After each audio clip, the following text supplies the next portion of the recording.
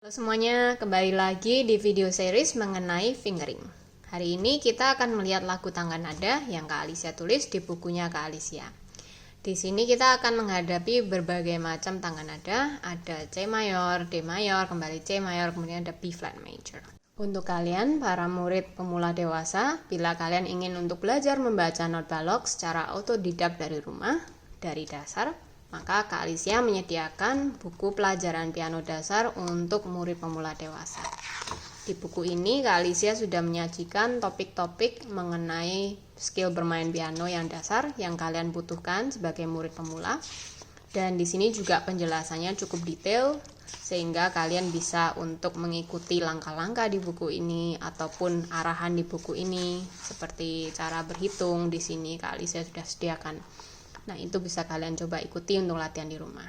Selain itu, di sini juga Kak Alicia menyediakan MP3 yang bisa kalian beli beserta buku ini bila kalian membutuhkan bantuan untuk mendengarkan gimana sih suaranya lagu ini atau gimana sih cara menghitung lagu ini. Buku ini bisa kalian dapatkan melalui Tokopedia di Creative Lab Bookshop.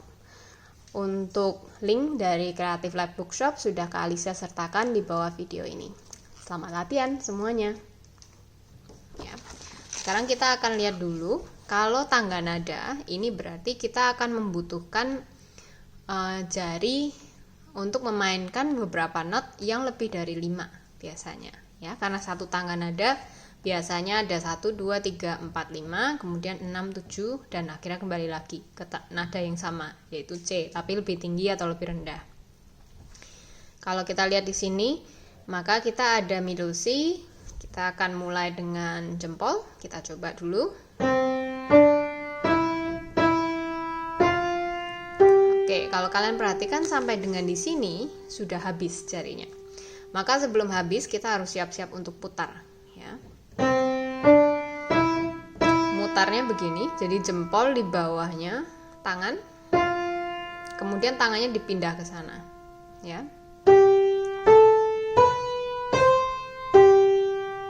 Oke, kita akan selesai di jari 2 sini. Kemudian berikutnya kalian perlu memutuskan mau kemana. Biasanya kan kalau jempol tidak di tuts hitam ya. Apalagi kalau ini kita lihat di sini F sharpnya itu akan dilanjutkan dengan E. Jadi kalau kalian menggunakan jempol di sini maka kalian akan muter-muter seperti ini. Ini tidak enak posisinya untuk muter.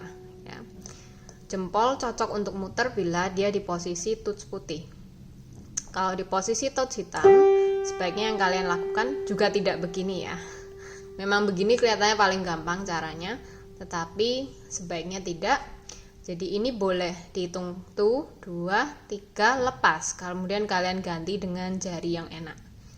Kalau di sini kita lihat nanti akan turun ke D. Jadi kita boleh mulai langsung dengan jari 3.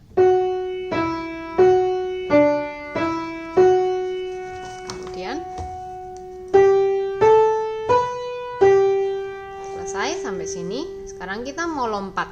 Nah, ini tidak mungkin kita muter sampai seperti ini ya, karena jarinya kelihatan nggak bagus, kemudian jarinya kelihatan aneh juga. Nah, kita lepas dari sini, kita lepas, kemudian ke sini langsung.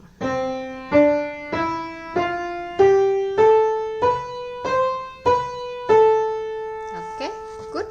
Sini, langsung sambung ke sini.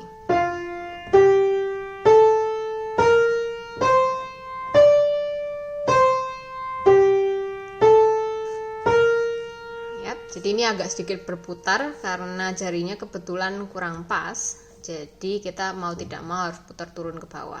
Yap. Oke, sekarang kita lihat dulu tangan kirinya. Tangan kirinya cukup mudah. Jadi kalian langsung saja, ini tuts putih. Kita mulai dengan kelingking. Dia berikutnya akan naik ke atas. Jadi boleh kita mulai dari kelingking.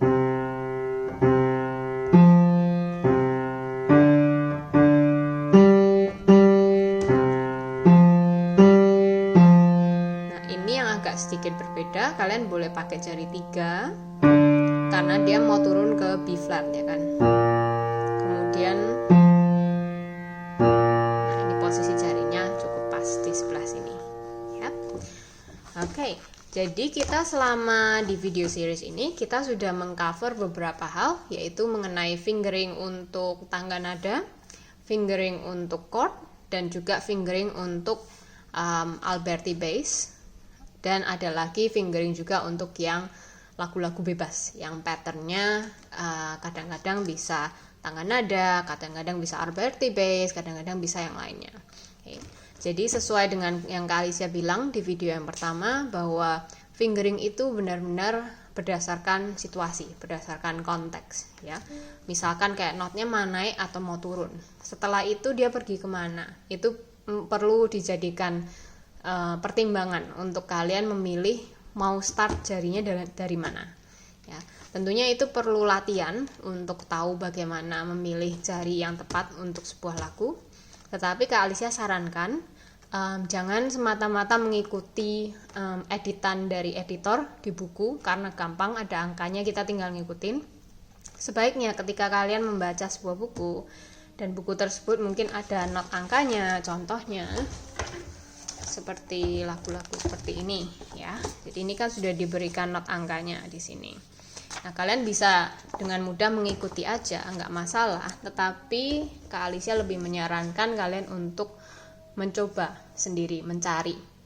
Jadi ketika kalian membaca not, misalkan kalian punya lagu, kemudian kalian sudah selesai membaca not untuk lagu ini, nah kalian coba pikirkan kembali, ini jarinya sebaiknya kita atur bagaimana supaya cara mainnya lebih nyaman gitu ya.